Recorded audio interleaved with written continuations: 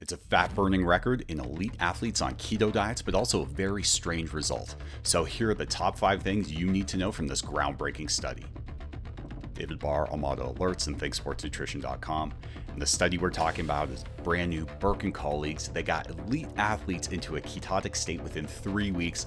This has to be a record. Do not try this at home. They controlled everything. They measured food down to the gram. They worked with the coaches. It was pretty incredible. But how do we know that they were actually in a ketotic state so quickly? Well, that leads us to point number 2.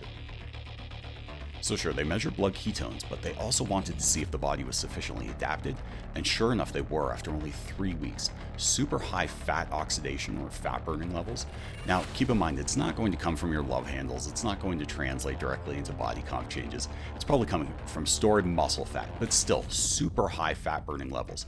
Now we also talk about some of the issues with the measurement technique. The authors address this too, which is great, but now this is where things get weird. I can see the headlines now. It's going to read Keto Kills Gains because there's a discrepancy between the standard physiological measure of performance called VO2 peak and the actual performance itself. High carb group improved both, whereas the keto group had an improvement in VO2 peak but did not improve performance. The keto diet seemed to abolish their gains. Now, this is not only huge for application, but in terms of translating research, serves to emphasize the need for actually taking a holistic approach when trying to translate the science to application. Probably wondering about body comp, and all diet groups lost about a pound of fat a week, but it was only a 3-week study, so probably wasn't really long enough to see any diet group outperform another. Also, this is the first paper to come from a massive study, so you're going to see future papers address this in more detail.